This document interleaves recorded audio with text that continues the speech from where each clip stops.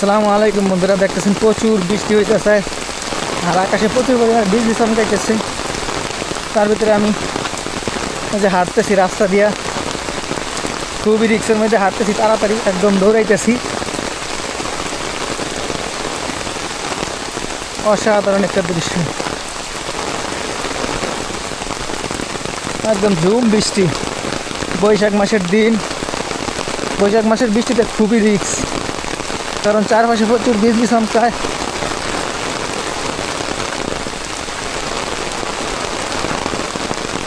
তার ভিতরে আমি হাঁটতেছি, দেখতেছি এদিকে একদম এই যে ইট বাটা খোলা মাঠ, এদিকে একদম চর, এদিকে পুরো একদম এইদিকে এই যে বিল। বৃষ্টি এখন কিছুটা কমছে, তার ভিতরে আমি হাঁটতেছি।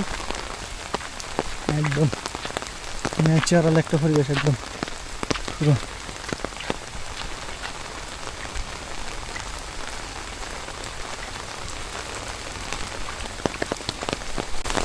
বন্ধুরা দেখতেছেন এই জায়গাটি কত সুন্দর একটি জায়গা। যে এই পাশে কচুরিপানার ডোবা বিশাল, এবারে যে চরের ভিতরে প্রচুর পানি জমে আছে বৃষ্টিতে।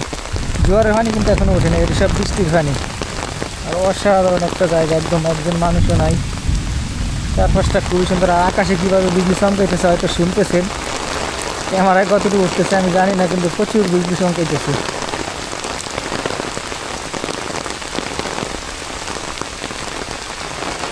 একদম ঝুম বৃষ্টি হইতেছে, ঝুম বৃষ্টি।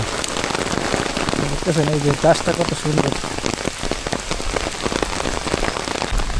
এই জায়গায় আন কই মাছ উঠবে না, বৃষ্টি আরো বেশি না হয়তো উঠবে না। লালে তো জায়গা খারাইছেন, ওঠ কই মাছ জবজা পাইয়া ওঠ। যেই কচুরি বানা কই মাছ ওঠার কারণ তো আছে।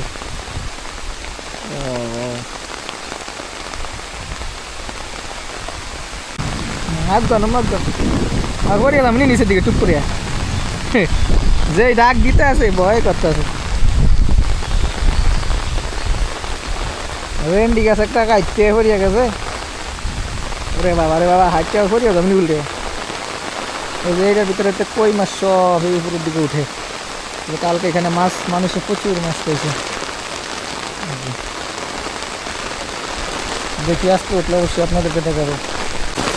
বৃষ্টি এখন আরও বাড়ছে, তো কই মাছ এখনও ওঠা ধরে নাই। যদি ওঠে তাহলে তো অবশ্যই আপনাদেরকে দেখাবো। মানুষ অনেকে চলে আসছে মাছ ধরার জন্য, প্রচুর পরিমাণে ডাক দিতেছে আকাশে।